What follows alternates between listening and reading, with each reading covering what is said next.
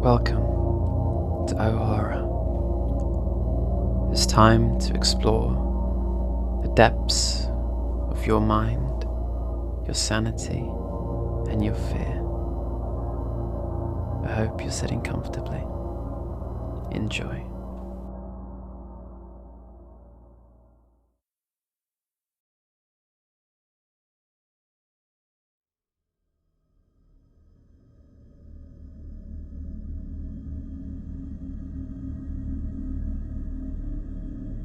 The lottery. The morning of June 27th was a clear and sunny one, with the fresh warmth of a full summer day. The flowers were blossoming profusely, and the grass was richly green. The people of the village began to gather round in the square, between the post office and the bank, around 10 o'clock. In some towns there were so many people that the lottery took 2 days and had to be started early. But in this village, where there were only about 300 people, the whole lottery took less than 2 hours, so it could begin at 10 o'clock in the morning and still be through in time to allow the villagers to get home and for noon dinner. The children assembled first, of course. School was recently over for the summer, and the feeling of liberty sat uneasily on most of them. They tended to gather together quietly for a while before they broke into a boisterous play, and their talk was still of the classroom and the teacher, of books, reprimands. Bobby Martin had already stuffed his pockets full of stones, and the other boys soon followed his example, selecting the smoothest and roundest stones. Bobby and Harry Jones and Dickie Delacroix, the villagers repronounced the name Delacroix, eventually made a great pile of stones in one corner of the square and guarded it against the raids of the other boys. The girls stood aside, talking among themselves, looking over their shoulders at the roll in the dust, or clung to the hands of their older brothers or sisters. Soon the men began to gather, surveying their own children, speaking of planting and rain, tractors, taxes. They stood together, away from the pile of stones in the corner, and their jokes were quiet, and they smiled rather than laughed. The women, wearing faded house dresses and sweaters, came shortly after their menfolk. They greeted one another and exchanged bits of gossip as they went to join their husbands. Soon the women, standing by their husbands, began to call their children, and the children came reluctantly, having to be called 4 or 5 times. Bobby Martin ducked under his mother's grasping hand and ran, laughing back to the pile of stones. His father spoke up sharply, and he came back quickly and took his place between his father and his oldest brother. The lottery was conducted, as were the square dances, the teen club, and the Halloween programme by Mr. Summers, who had time and energy to devote to civic activities. He was a round-faced, jovial man, and he ran the coal business, and people were sorry for him, because he had no children, and his wife was a scold. When he arrived in the square, carrying the black wooden box, there was a murmur of conversation among the villagers, and he waved back and called, "A little late today, folks." The postmaster, Mr. Graves, followed him, carrying a 3-legged stool, and the stool was put in the centre of the square, and Mr. Summers set the black box down in it. The villagers kept their distance, leaving a space between themselves and the stool, and when Mr. Summers said, "Some of you fellows want to give me an extra hand?" there was a hesitation before 2 men, Mr. Martin and his oldest son, Baxter, came forward to hold the box steady on the stool while Mr. Summers stirred up the papers inside of it. The original paraphernalia of the lottery had been lost long ago. The black box now resting on the stool had been put to use even before the old man Warner, the oldest man in town, was born. Mr. Summers spoke frequently to the villagers about making a new box, but no one liked to upset even as much as tradition as was represented by the black box. There was a story that the present box had been made with some pieces of the box that had preceded it, the one that had been constructed when the first people settled down to make a village here. Every year, after the lottery, Mr. Summers began talking about a new box, but every year the subject was allowed to fade off without anything being done. The black box grew shabbier each year. By now it was no longer completely black, but splintered badly along one side to show the original wood colour, and in some places faded or stained. Mr. Martin and his oldest son Baxter held the black box securely on the stool until Mr. Summers had stirred the papers thoroughly with his hand. Because so much of the ritual had been forgotten or discarded, Mr. Summers had been successful in having slips of paper substituted for the chips of wood, which had been used for generations. Chips of wood, Mr. Summers had argued, had been all very well when the village was tiny, but now that the population was more than 300 and likely to keep on growing, it was necessary to use something that would fit more easily into the black box. The night before the lottery, Mr. Summers and Mr. Graves made up the paper slips and put them back in the box, and it was then taken to the safe of Mr. Summers' coal company and locked up until he was ready to take it to the square the next morning. The rest of the year, the box was put away, sometimes one place, sometimes another. It had spent 1 year in Mr. Graves' barn and another year underfoot in the post office, and sometimes it was set on the shelf in the Martin grocery and left there. There was a great deal of fussing to be done before Mr. Summers declared the lottery open. There were the lists to make up, of heads of families, heads of households in each family, members of each household in each family. There was the proper swearing in of Mr. Summers by the postmaster as the official of the lottery.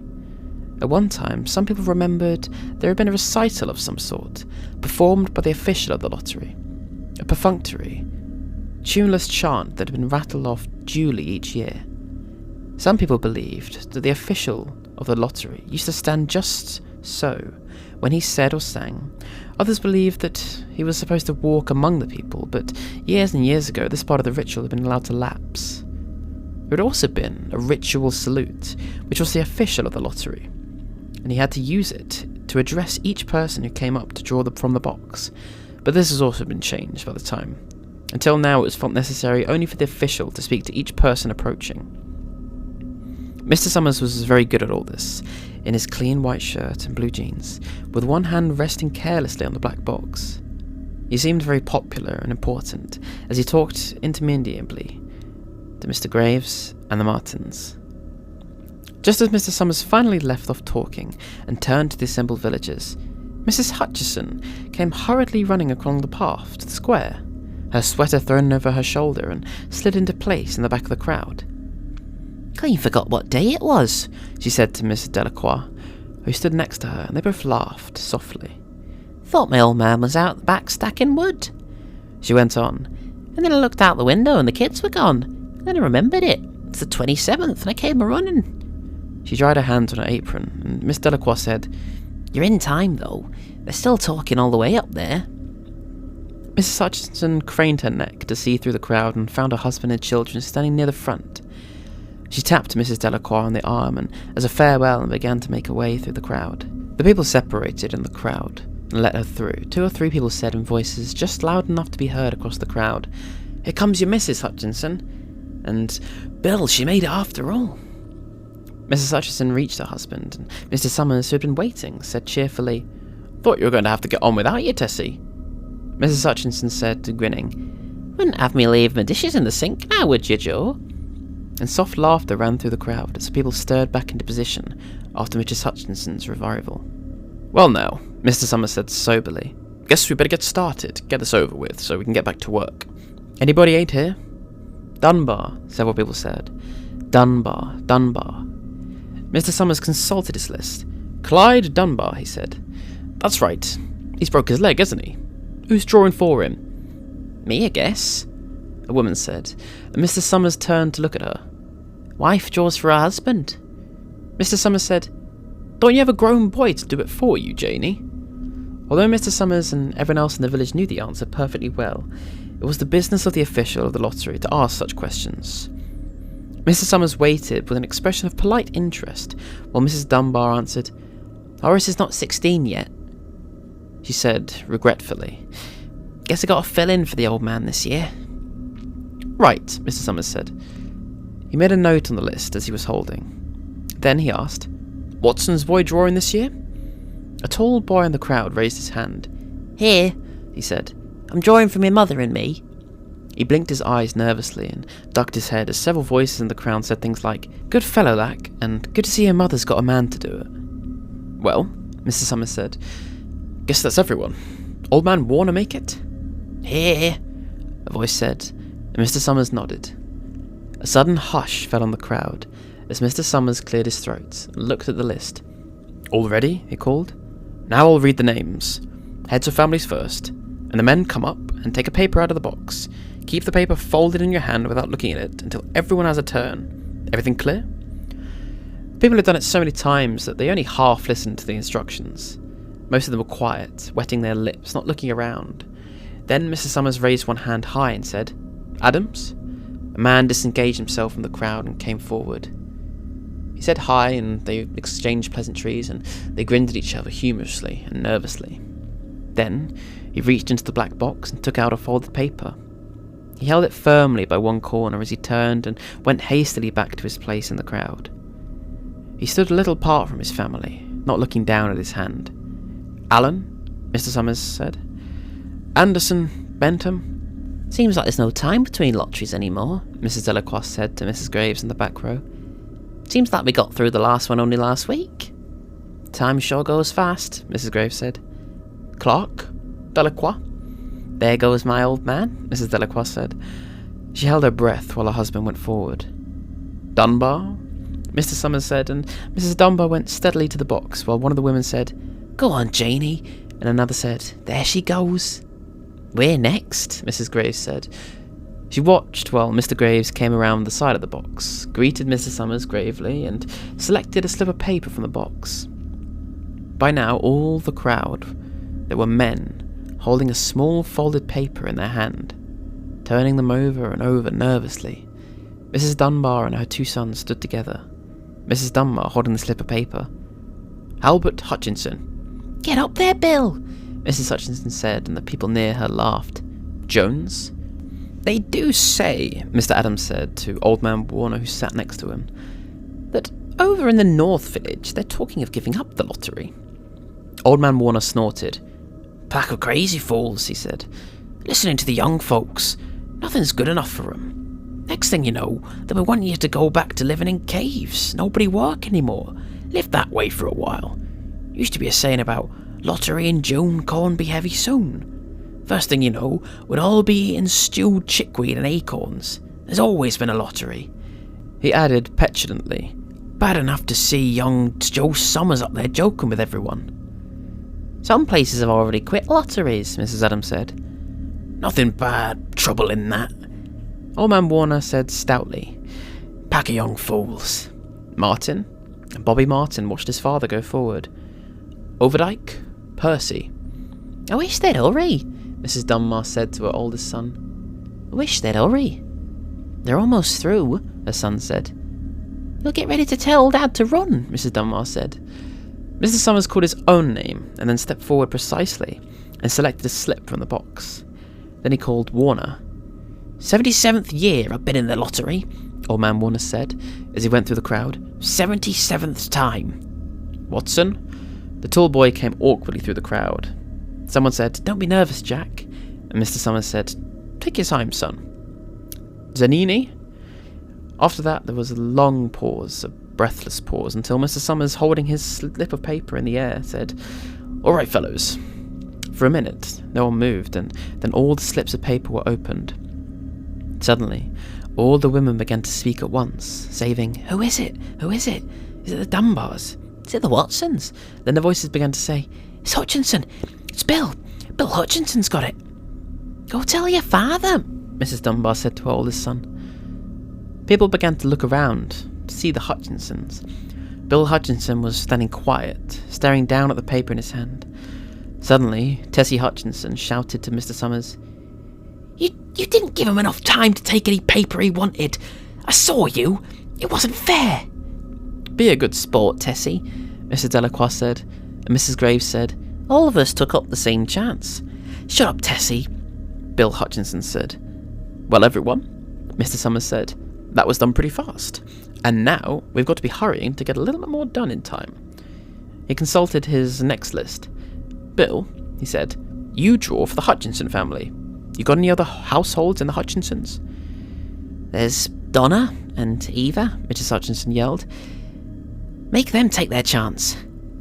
"Daughters draw with their husbands' families," Mr. Summers said gently. "You know that was well as anyone else." "It wasn't fair," Tessie said. "I guess not, Joe." Bill Hutchinson said regretfully, "My daughter draws her husband's family. That's only fair. And I've got no other family except the kids." "Then, as far as drawing for families is concerned, it's you," Mr. Summers said in explanation. And as far as drawing for households is concerned, that's you too, right? Right, Bill Hutchinson replied. How many kids, Bill? 3. There's Bill, Bill Jr., Nancy, and little Dave, and Tessie, and me. Right then, Mrs. Summers said. Harry, you got the tickets back? Mr. Graves nodded and held up the slips. Put them in the box then, Mr. Summers directed. Take Bill's and put it in. I think we ought to start over, Mrs. Hutchinson said, as quietly as she could. I tell you, it wasn't fair. You didn't give him time enough to choose. Everybody saw that. Mr. Graves had selected the 5 slips and put them in the box. He dropped all the papers but those onto the ground, where the breeze caught them and lifted them off. Listen, everybody, Mrs. Hutchinson was saying to the people around her. Ready, Bill? Mr. Summers asked, and Bill Hutchinson, with one glance around at his wife and children, nodded. Remember, take the slips, keep them folded until each person has taken one. Harry, you help little Dave. Mr. Graves took the hand of the little boy, who came willingly up to the box. Take out a paper of the box, Davy. Davy put his hand into the box and laughed. Just take one paper. Harry, you hold it for him. Mr. Graves took the child's hand and removed the folded paper from the tight fist and held it, while little Dave stood next to him and looked up at him wonderingly. Nancy next. Nancy was 12, and her school friends breathed heavily as she went forward, switching her skirt, and took a slip daintily from the box. Bill Jr.?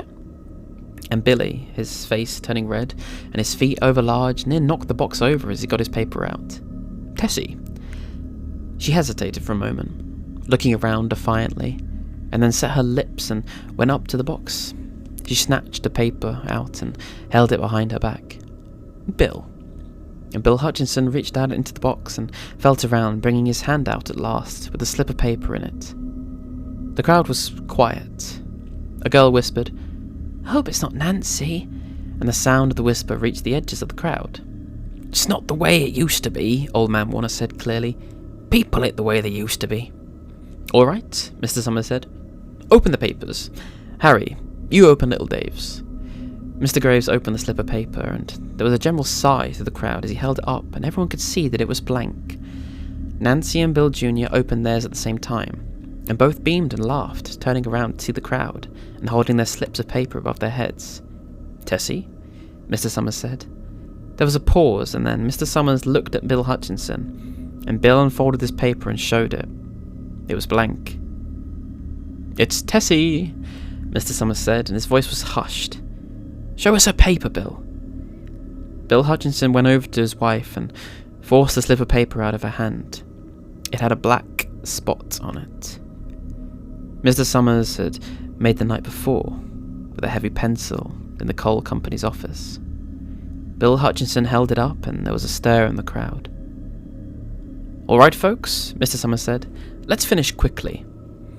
Although the villagers had forgotten the ritual and lost the original black box, they still remembered to use stones. The pile of stones the boys made earlier was ready. There were stones on the ground with the blowing scraps of paper that had come out of the box.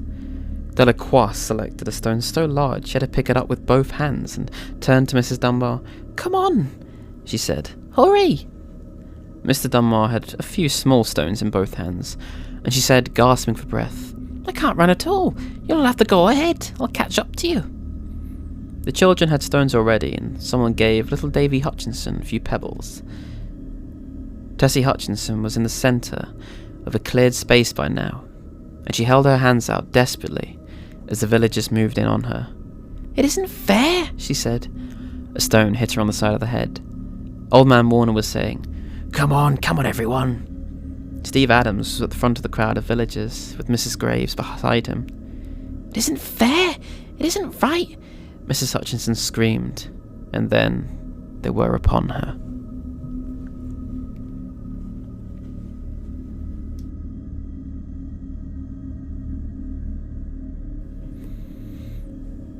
The Telltale Heart. It's true, yes, I have been ill, very ill. But why do you say that I've lost control of my mind? Why do you even say that I'm mad? Can you not see that I have full control of my mind? Is it not clear that I am not mad? Indeed, the illness only made my mind, my feelings, my senses stronger, more powerful. My sense of hearing especially became more powerful. I could hear sounds I'd never heard before. I heard sounds from heaven, and I heard sounds from hell. Listen, and I will tell you how it happened. You will see, you will hear how healthy my mind is. It is impossible to say how the idea first entered my mind. There was no reason for what I did. I did not hate the old man, I even loved him. He had never hurt me, I did not want his money. I think it was his eye. His eye was like the eye of a vulture, the eye of one of those terrible birds that watch and wait while an animal dies and then fall upon the dead body and pull it out to pieces and eat it. When the old man looked at me with his vulture eye, a cold feeling went up and down my back, even my blood became cold. And so, I decided I had to kill the old man and close that eye forever. So do you think that I'm mad? A madman cannot plan. But you should have seen me. During all of that week, I was so friendly to the old man, as friendly as can be and warm and loving. Every night about 12 o'clock, I slowly opened his door, and when the door was open wide enough, I put my hand in, and then my head, and in my hand I held a light covered over a cloth so that no light showed. And I stood there quietly, then carefully, I lifted the cloth just a little, so that a single thin, small light fell across that eye. For 7 nights I did this, 7 long nights, every night at midnight. Always the eye was closed, so it was impossible for me to do the work. For it was not the old man I felt I had to kill. It was the eye, his evil eye. And every morning I went to his room. With a warm, friendly voice, I asked him how he'd slept. He could not guess that every night, just at 12, I looked in at him as he slept. The 8th night, I was more than usually careful. As I opened the door, the hands of the clock moved more quickly than did my hand. Never before had I felt so strong in my own power. I was now sure of success. The old man was lying there, not dreaming, but I was at his door. Suddenly he moved in his bed. You may think I became afraid, but no, the darkness in his room was thick and black.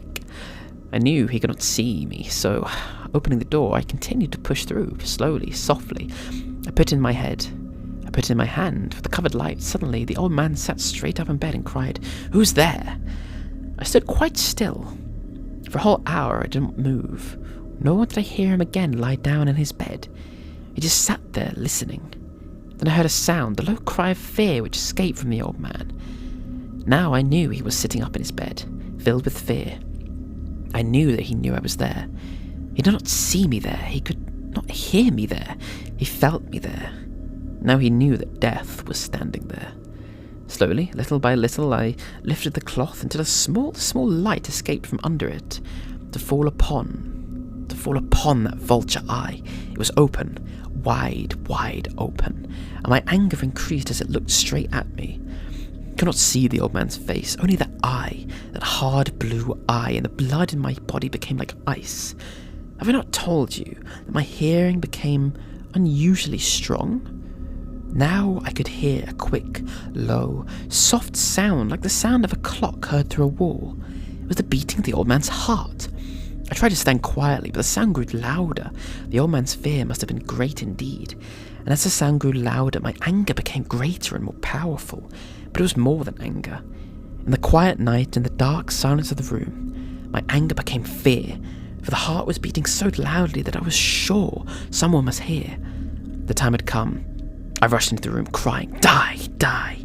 The old man gave a loud cry of fear as I fell upon him, and he held the bed covers tightly over his head. Still his heart was beating, but I smiled as I felt that success was near. For many minutes the heart continued to beat, but the beat stopped. The old man was dead. I took away the bed covers and held my ear over his heart. There was no sound whatsoever. He was dead. Yes, dead as a stone. His eye would trouble me no more. So I am mad, you say. You should have seen how careful I was putting the body where no one else could find it. First, I cut off the head, then the arms, the legs, and I was careful not to let a single drop of blood fall on the floor. I pulled up 3 of the boards that formed the floor and put the pieces of the body there. Then, I put the boards down again, carefully, so carefully that no human eye could see that they had been moved. As I finished this work, I heard that someone was at the door. It was now 4 o'clock in the morning, but still dark. I had no fear, however, as I went down to open the door. 3 men were at the door, 3 officers of the police. One of the neighbours had heard the old man's cry and had called the police. These 3 had come to ask questions and search the house. I asked the policeman to come in. The cry, I said, was my own, in a dream. The old man, I said, was away. He had gone to visit a friend in the country. I took them through the whole house, telling them to search it all, to search well. I led them finally into the old man's bedroom. As if playing a game with them, I asked them to sit down and talk for a while. My easy, quiet manner made the policemen believe my story. So they sat talking with me in a friendly way. But although I answered them in the same way, I soon wished they would go. My head hurt and there was a strange sound in my ears. I talked more and faster. The sound became clearer and still they sat and talked. Suddenly I knew that the sound was not in my ears, not just inside my head. At that moment I must have become quite white. I talked still faster, louder, and the sound too became louder. It was quick, low, soft sound, like the sound of a clock heard through a wall. Sound I knew well. Louder it became and louder. Why did the men not go? Louder, louder. I stood up and walked quietly around the room. I pushed my chair across the floor to make more noise to cover that terrible sound. I talked even louder, and still the men sat and talked and smiled. Was it possible they could not hear? No, they heard. I was certain of it. They knew. Now it was they who were playing the game with me. I was suffering more than I could bear. From their smiles and from the sound, louder and louder. Suddenly I could not bear it anymore. I pointed at the boards and cried, Yes, I killed him. Put up the boards and you shall see. I killed him. Why does the heart not stop beating? Why won't it stop?